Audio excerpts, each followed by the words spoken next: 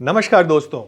आज मैं एक बहुत इंपॉर्टेंट जॉइंट जो हमारे बॉडी का सारा वेट लेकर चलता रहता है यानी नी जॉइंट की बात करने वाला हूं और उसको ठीक करने के जो सबसे इंपॉर्टेंट उपाय हैं उसके बारे में बताऊंगा और ये क्यों होता है, आखिर ये नी जॉइंट इतनी प्रॉब्लम में क्यों आ जाता है। तो सबसे इंपॉर्टेंट और पहला कारण है इसका आपका बॉडी वेट।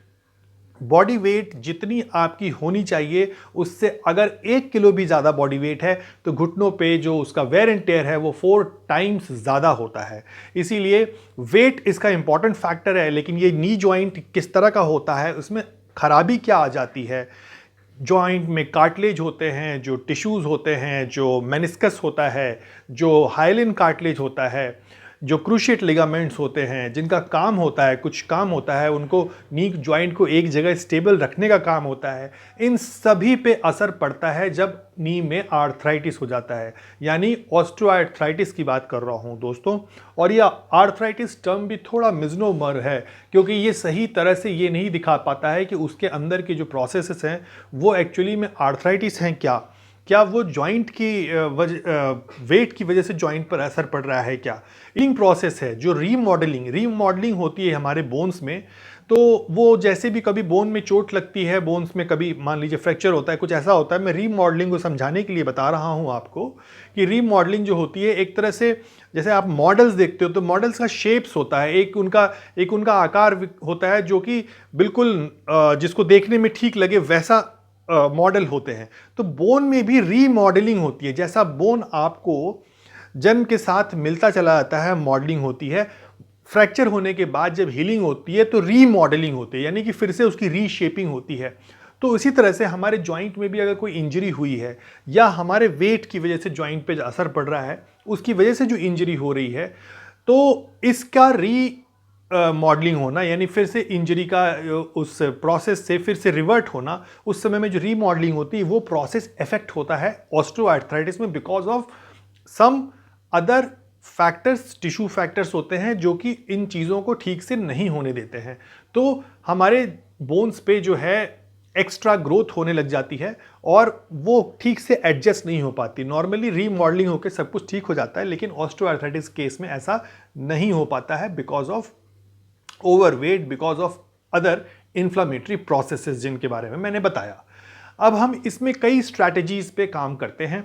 इसमें सबसे इंपॉर्टेंट ये होता है कि अब आप सोचेंगे कि ये हो जाने के बाद क्या नी रिप्लेसमेंट ही एक रास्ता बचता है, तो बिल्कुल नहीं। नी रिप्लेसमेंट ज़रूरी नहीं है कि नी रिप्लेसमेंट ही आपको कराना पड़ेगा। ये तभी नी रिप्लेसमेंट ज़रूरी हो जाता है जब आपके जो कंजर्वेटिव ट्रीटमेंट्स हैं, यानी कि एक्सरसाइजेस, खासकर वो एक्सरसाइजेस जिनको करने से आपकी क्वाड्रिसेप मसल्स, हैमस्ट्रिंग मसल्स और जो नी को सपोर्ट करने वाली मसल्स हैं, जो कि हिप की हैं मसल्स या एंकल की मसल्स हैं, ट्रंक बॉडी टोन है, उन सभी में अगर ऑप्टिमल इंप्रूवमेंट ना आ जाए, तब तक उनका फेल्योर ना हो जाए इन सब इंप्रूवमेंट आने के बाद भी, तो उसके पहले नी रिप्लेसमेंट को बिल्कुल भी प्रायोरिटी नहीं देनी चाहिए। जब ये प्रोसेस फेल हो जाता है तभी नी रिप्लेसमेंट की तरफ जाना चाहिए, क्योंकि अभी चांसेस हैं कि इस प्रोसेस को यानी रीमॉडलिंग को थोड़ा ठीक बनाया जा सकता है और नी इंजरी को, यानी कि नी के इंजरी के अलावा जो नी की ऑस्टियोआर्थराइटिस की जो प्रॉब्लम है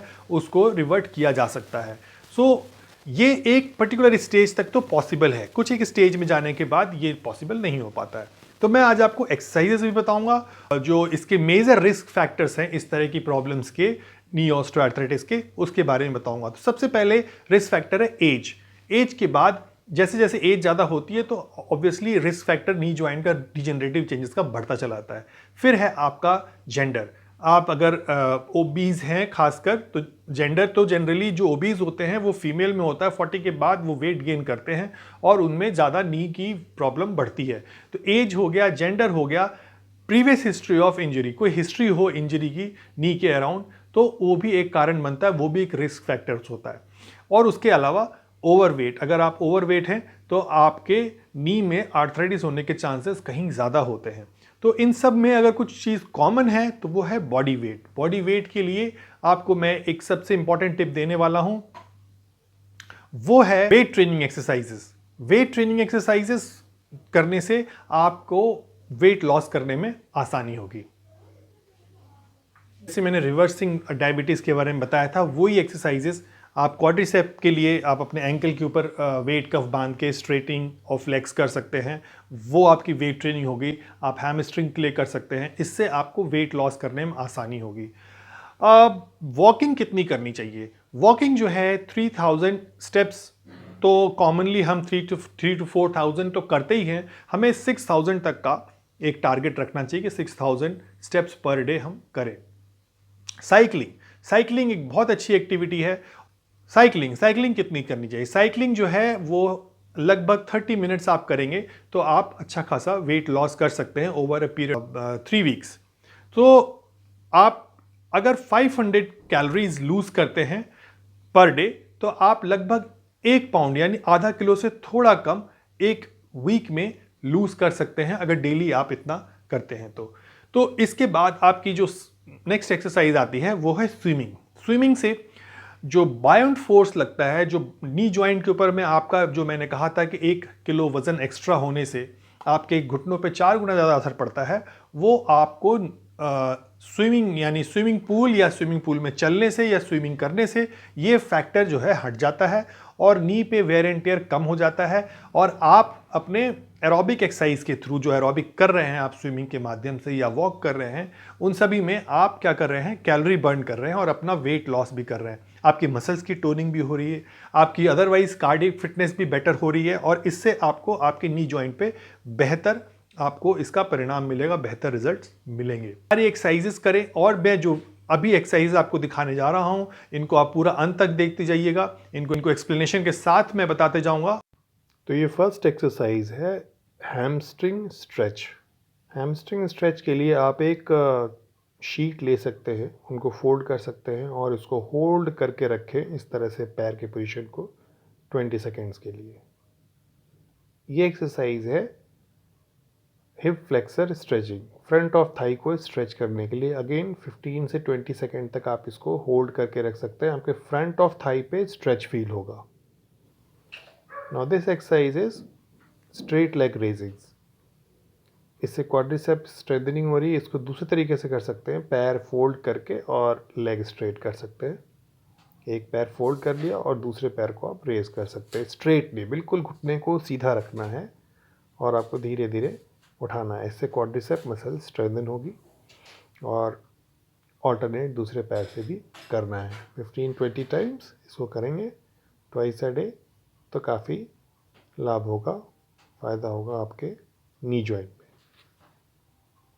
यह है हैमस्ट्रिंग्स और ग्लूटियल मसल्स के लिए, जिसकी स्ट्रेंथनिंग से आपको बहुत फ़ायदा मिलेगा आपके नी जॉइंट के लिए। Bridging exercise, this is 1 leg standing. एक लेग पे स्टैंड करना है, बैलेंस बनाना है, 1 लेग बैलेंस। कोई चीज़ सपोर्ट के लिए रखना है बट उसको जब ज़रूरत पड़ेगी तभी टच करना है, अदरवाइज़ बैलेंस बनाने की कोशिश करनी है 10 से 15 सेकेंड के लिए। ये लास्ट एक्सरसाइज है। इसमें आप देख रहे हैं कि जो राइट लेग है, जो पीछे वाला लेग है, उसकी काफ मसल स्ट्रेच हो रही है। This exercise is calf stretching.